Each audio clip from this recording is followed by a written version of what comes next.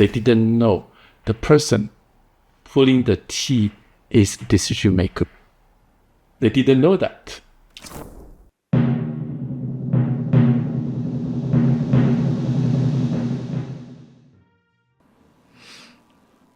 Hello, thanks for being here on our show. My name is Kevin Rosenquist. I am your host, and of course, I'm here with Jason Ho of Techlium. Jason, welcome back. Good to see you. Nice to see you again, and nice to chat with you. So last time we talked about why there's global apprehension about China. We talked a lot about the Green Gang and how you're saying that they're kind of behind the scenes working and planning to take power. You've also talked about how they've fooled us, like they've fooled America, they fooled the United States. Can you kind of go into more detail about how and why and what exactly you mean by that?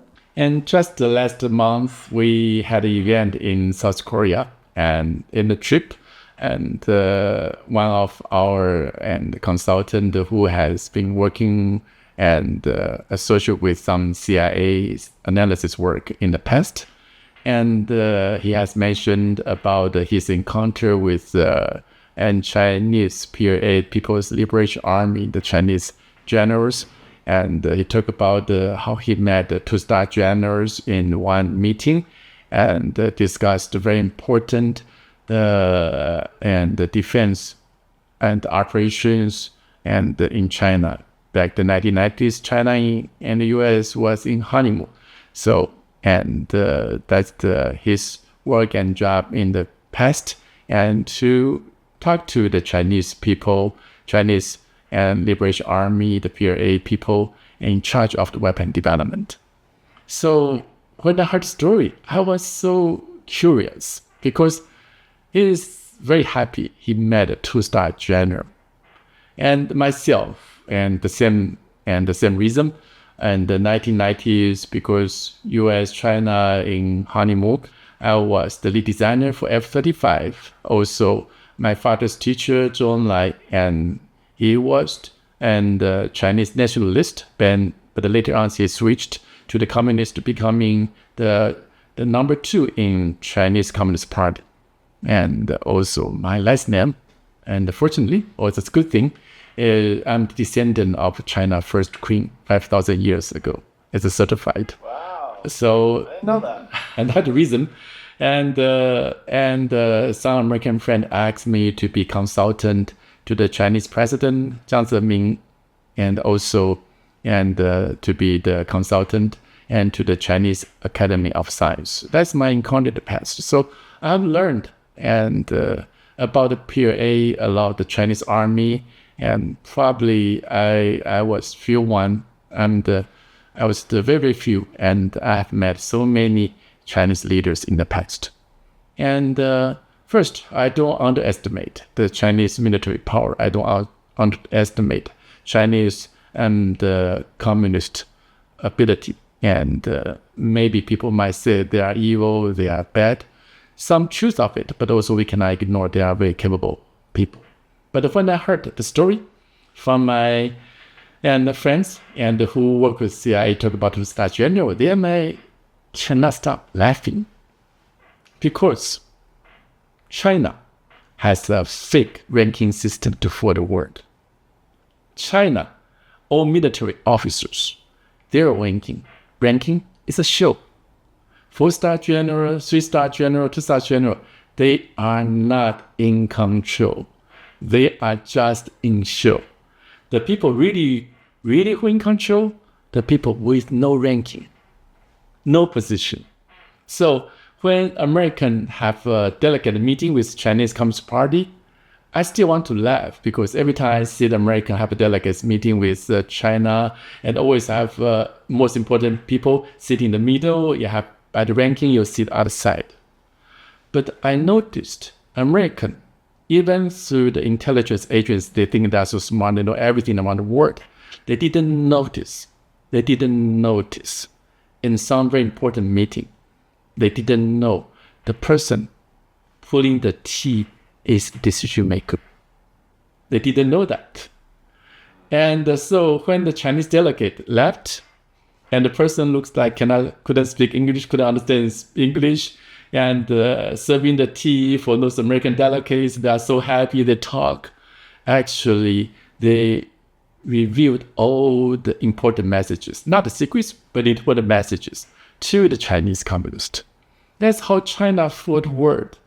Their ranking is a joke, and their position in the Communist Party is a joke.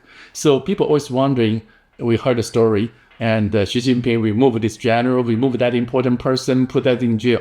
Why China PLA, People's Liberation Army, doesn't have any reaction? Why there's no consequences? In the US and in every nation around the world, you want to remove commanders, you want to remove the Swiss-like generals who has type of many soldiers. That definitely will be a very, very capital event, will shake up the army. They will shake up. They will break the harmonies between the government, the people in power, the regime, and the military. But that's not the case in China. Why is that? So I'm so surprised. Even from CIA, their practice, they didn't know. They have no knowledge. They think China will follow the rules as everyone outside in the world, and which China doesn't follow any rules. They don't know. And I cannot talk about that important meeting. Otherwise, this is a lot of information there. But there's a very important meeting, very important negotiation. The China, actually, person in command is the person serving the tea. No ranking and no position, and that person is in charge. So this is China, and this is China how play the world. So that's the lesson I learned. Why do that? What is the advantage that China gains by having these fake generals and having the person, the real person in charge pouring tea? How does that benefit them? And because for the Chinese military, if you look at for the good cause, they will say China was under invasion from the Westerners. And that's also part of the truth. European, by American, since I think probably I'm not good at history, probably in starting the 16th centuries, 18th centuries. Also, we look at the Chinese race. Its race itself is interesting. You look at China, 5,000 history, always being invaded by all different kind of foreigners. So they have a sense, and the Chinese have sense, especially the military people. They are more in favor of defense rather than offense, because their experience is being invaded by someone else, as always. And so, through thousands of years of invasion, invaded by others, they have learned and create a mirage or create a fake ranking system. They can protect their command organizations, because people cannot figure out how they actually perform the command. For example, like China engaged the war with Vietnam back to 1970s, and China, I think they declared the win. Maybe that's part of the truth. During that event, Vietnam is targeting on China command center. That's everyone would do, because you have to target the People's Liberation Army, the command center, destroy the command center you can, and paralyze the enemy. But in China, because the fake ranking system, the command center is fake. So Vietnam spent so much energy trying to destroy the PLA, the command center, but actually the real command center, the real people in charge, secretly moved to Vietnam and destroy most and installment and their all the weapons bank, and also the reserves and the food reserve and all the supplies. So they destroyed Vietnam army and supply and all the support, and during the Vietnam attacked China command center. So that's the benefit they learned, because once you fool enemy as much as you can, and also the Chinese people get used to and serve the fake command. They get used to, and if you tell American, they will get confused. To tell the sergeant and the general is not real general. The general is another person. I think every American get confused. They don't understand logic, but the Chinese soldier, Chinese people get used to that. So the Communist Party just take advantage of it. If the same game played to other nations, it won't work because it will confuse soldier. You will confuse your Communist alliance. But that's not the case in China because they've been invaded for thousands of years. And those people serve in the military, those people serve in the government, they understand. They have to play those games for the survival. Wow, interesting stuff. That's some interesting pulling the wool over people's eyes. I kind of enjoy that story, even though it's a little bit bizarre. I want to talk about also. You brought up. I'm sorry, I always get this. Is it Huawei? Huawei. Okay. Communication company. Yeah. So they are building some complexes, some AI, AI development, just big, huge areas of warehouses or whatever they're building. What do you think their intention is there? So that's 1978, and this is an interesting story. And when Deng Xiaoping visited the U.S., I think in 1978, Deng Xiaoping decided semiconductor and communication, there are two critical portions to have China be able to control the world or at the least infiltrate the world. That's how the Huawei, based on communication, the Taiwan semiconductor manufacturing company in Taiwan, TSMC, will focus on the semiconductor. So that's back to 1978. A lot of people question that 1978, even semiconductor is not a word you can easily learn. And that's the year 1978, Deng Xiaoping make a decision. But in 1979, maybe even 1979 or 1980, I don't remember very well. And when Deng Xiaoping visited the U.S., and when Deng Xiaoping visited the NASA in Houston, and there's one American talk too much.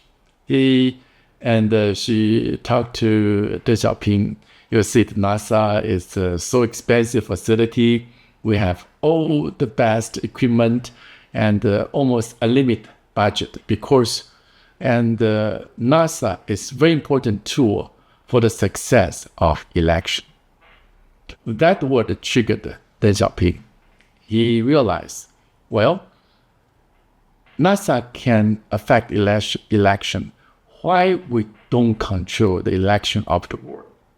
Why we don't run election of the world? And Deng Xiaoping was thinking, how do I control election in the world? And China doesn't have a lot of elections, but everyone knows what election is. You have a vote, put on the paper, the ballot, put on the paper, you decide who you support. And that's very simple. But Deng Xiaoping thinks very far. He wants to have a way to alter the world elections. And to do that, they must have a Huawei as a communication company. Because communication company can basically get information around the world, understand what's happening for the elections. And also Deng Xiaoping figure out and in the Cultural Revolution back in China, they have a social forum. Social forum was so successful because social forum and they encourage people and in Chinese we call the big letter post. So everyone can put a big post on the street, on the wall, they can attacking someone anonymously without showing their name, and then government can react accordingly. Definitely those posts most are manipulated, managed. So Deng Xiaoping in 1980s, he decided and to control election, and you have to control the media because NASA example, this is a game, this is show for election because media supporting NASA. And so you want to control election, have a media. But the Chinese not easy to control the worldwide media. So what should we do? So Deng Xiaoping figured out close to the end of the 1980s, must do the social media. He's too smart. We must invent the social media. Use social media to change the world, to change the concept. And that's how the social media we're using today. The first ideas coming from Deng Xiaoping. And those story released, probably Deng Xiaoping can receive the Nobel Prize. So he want to use the communication tool, first minimum level, to understand what the people are thinking. Second is social media. Social media are tied to communication companies because whose message can go out, whose message cannot go out. The communication has a full control. They can social media to influence the election result because they can easily use social media to say who is good, who is bad. Have people to support the people they want. China want them to support. So this communication. Then Deng Xiaoping figure out need to have a semiconductor because must push all the voting machine into electronic and processing. Deng Xiaoping realized and the computer is the trend. So impossible election doesn't use computers. If election is computers, then semiconductors change. If semiconductors change, then they can manipulate and the election result through those voting machines, electronic voting machines. So the reason Deng Xiaoping has Huawei on communication, on the semiconductor, on the TSMC, and part of the reason is for the election. So unfortunately, selling election result becoming a business worldwide. That's very unfortunate event. It's a taboo. We cannot talk about it. And but that's Chinese Communist Party and try to do it, try to use it and as a tool and try to influence the world. So that's back to how the Huawei and how the TSMC, how the communication, how the semiconductor initially triggered Deng Xiaoping try to move in that direction. And definitely later on Deng Xiaoping figure out and through the communication, through the semiconductor, they can infiltrate our daily lives. But back to 1970s, 1980s, and Deng Xiaoping doesn't have confidence that it's going to be true because possibly there's another technology might replace and the Huawei TSMC were trying to do. And so he's pretty much reserved on the semiconductor and communication ability. But he's very determined, want to use communication and semiconductor to change the election result. And he wants, and those people running election business, people can make order. I want this person to win. I want that person to lose. And they can infiltrate and the worldwide stage can control the politicians and in the end, maybe control many things. So that's what they want. And that's the reason, and to answer your question. That's why they're expanding. That's correct. Yeah. Yes. Okay. Wow. All right. Well, you dropped more bombs on us here. This is amazing stuff that you got here, Jason. We're out of time, but we're going to continue talking about China in future episodes. So please come back and listen to more. Jason's got a lot of stories for you. So, Jason, thanks so much for being here. Looking forward to doing the next one. Sure. Thank you, everyone.